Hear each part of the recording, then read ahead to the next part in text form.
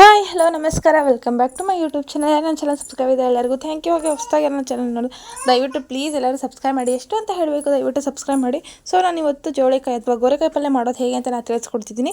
ಮೊದಲಿಗೆ ಒಂದು ಕಡಾಯಿಗೆ ಎಣ್ಣೆ ಹಾಕೊಂಡ್ಬಿಟ್ಟು ನಾನು ನೈಟೇ ಇನ್ನೆಲ್ಲ ಜೋಳಿಕಾಯಿನ ಸೋಸಿಟ್ಕೊಂಡಿದ್ದೀನಿ. ಸೊ ಇದನ್ನು ಎಣ್ಣೆಯಲ್ಲಿ ಒಂದು ಪಾತ್ರೆಗೆ ಅಂದರೆ ಒಂದು ಬಾಂಡೆ ಹಾಕೊಂಡ್ಬಿಟ್ಟು ಅದಕ್ಕೆ ಸ್ವಲ್ಪ ಒಂದು 2 ಸ್ಪೂನ್ ಎಣ್ಣೆ ಹಾಕ್ಕೊಂಡು ಚೆನ್ನಾಗಿ ಹುರ್ಕೊಳ್ತಿದ್ದೀನಿ.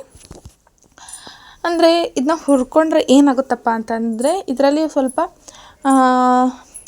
ಯಾವ ಥರ ಅದು ಕಹಿ ಅಂಶ ಅಂತ ಹೇಳೋದಿಲ್ಲ, ಅದಕ್ಕೆ ಬಾಯಲ್ಲಿ ಒಗುರು ಥರ ಬರುತ್ತೆ.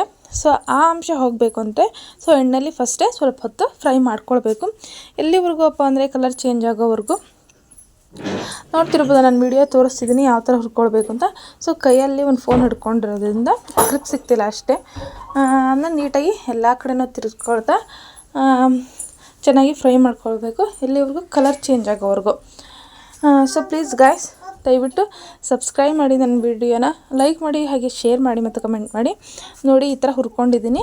ನಂತರ ಇವಾಗ ಒಂದು ಪಾತ್ರೆಗೆ ಒಂದು 2 ಸ್ಪೂನ್ ಎಣ್ಣೆ ಹಾಕ್ಕೊಂಡ್ಬಿಟ್ಟು ಅದಕ್ಕೆ ಸಾಸಿವೆ ಹಾಗೆ ಕರಿಬೇವು ಹಾಕ್ಕೊಂಡು ನಾನಿಲ್ಲಿ ಟೊಮೆಟೊ ಮತ್ತು ಈರುಳ್ಳಿ ಹೆಚ್ಚಿಟ್ಕೊಂಡಿದ್ದೀನಿ. ಸೊ ಒಂದು 2 ಟೊಮೆಟೊ, ದೊಡ್ಡದಾಗಿರೋ ಟೊಮೆಟೊ ಹಾಗೂ ಒಂದು ದೊಡ್ಡದಾಗಿರೋ ಈರುಳ್ಳಿ ತೊಗೊಂಡು ಹೆಚ್ಚಿಟ್ಕೊಂಡಿದ್ದೀನಿ. ಸೊ ಅದನ್ನು ಹಾಕಿ ನೀಟಾಗಿ ಫ್ರೈ ಮಾಡ್ಕೊಳ್ತಿದ್ದೀನಿ.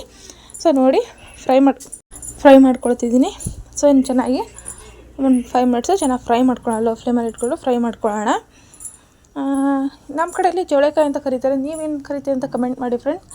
ನನಗೆ ಗೊತ್ತಿರೋ ಹಾಗೆ ಒಂದು ಗೋರೆಕಾಯಿ ಅಂತ ಒಂದು ಕರೆಯುತ್ತಾರೆ ಅನ್ನೋದೊಂದು ಗೊತ್ತು. ನೋಡಿ ಇದನ್ನು ಫ್ರೈ ಮಾಡ್ಕೊಂಡ ನಂತರ ಇವಾಗ ಹುರಿದಿಟ್ಕೊಂಡಿರುವಂಥ ಜೋಳೆಕಾಯಿನ ಇದಕ್ಕೆ ಅಷ್ಟು ಆ್ಯಡ್ ಮಾಡಿಕೊಂಡು ಮತ್ತೆ ಇದನ್ನು ನೀಟಾಗಿ ಮಿಕ್ಸ್ ಮಾಡ್ಕೊಳ್ಳೋಣ. ನಂತರ ಇದಕ್ಕೆ ಏನೇನು ಹಾಕಬೇಕು ಅನ್ನೋ ನಾನು ತೋರಿಸ್ತೀನಿ. ನನಗೆ ಈ ಗೋರೆಕಾಯಿ ಪಲ್ಯದಲ್ಲಿ 3-4 ಥರ ಪಲ್ಯ ಮಾಡೋದು ಗೊತ್ತು. ಸೊ ನಾನು ನಿಮಗೆ ಬೇರೆ ಬೇರೆ ವಿಡಿಯೋ ಮಾಡಿ ತೋರಿಸ್ತೀನಿ.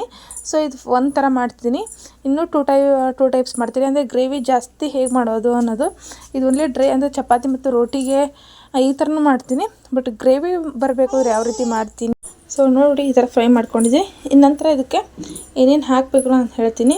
ಸೊ ನೋಡಿ ಒಂದು 1/2 ಸ್ಪೂನಷ್ಟು ಮಸಾಲ ಪೌಡ್ರ್ ಹಾಕ್ಕೊಳ್ತೀನಿ, ಹಾಗೆ ಗುರೆಳ್ಳು ಪೌಡ್ರ್ ಹಾಕ್ಕೊಳ್ತಿದ್ದೀನಿ. ಇದಕ್ಕೆ ಸ್ವಲ್ಪ ಖಾರದ ಪುಡಿ, ಟೇಸ್ಟ್ ಇರ್ತಕ್ಕಂಥ ಖಾರದ ಪುಡಿ, ಹಾಗೆ ಸ್ವಲ್ಪ ಬೆಲ್ಲ ಹಾಕ್ಕೊಳ್ತೀನಿ, ಜಾಸ್ತಿ ಅಲ್ಲ. ಬಟ್ ಟೊಮೆಟೊ ಹಾಕೊಳ್ಳೋಣ, ತುಂಬ ಹುಳಿ ಇರೋದ್ರಿಂದ ಒಂದು ಸ್ವಲ್ಪ ಟೊಮೆಟೊ ಹಾಕ್ಕೊಂಡಿದ್ದೀನಿ. ಒಂದು 4-5 ಸ್ಪೂನಷ್ಟು ಅಂದರೆ ಟೇಬಲ್ ಸ್ಪೂನಷ್ಟು ನೀರು ಹಾಕ್ಕೊಂಡು ಫ್ರೈ ಮಾಡಿಕೊಂಡ್ರೆ ಸಾಕು. ಆವಾಗಲೇ ಒಂದು 50% ನಾನು ಬೇಯಿಸ್ಕೊಂಡಿದ್ದೆ. ಸೊ ಲಿಡ್ ಕ್ಲೋಸ್ ಮಾಡಿ ಬೇಯಿಸ್ಕೊಂಡ್ರೆ ಸಾಕು. ಈಗ ಉಪ್ಪು ಹಾಕಿರಲಿಲ್ಲ, ಸಾರಿ ಫ್ರೆಂಡ್, ಹಾಗೆ ಉಪ್ಪು ಹಾಕ್ಕೊಳ್ತಿದ್ದೀನಿ.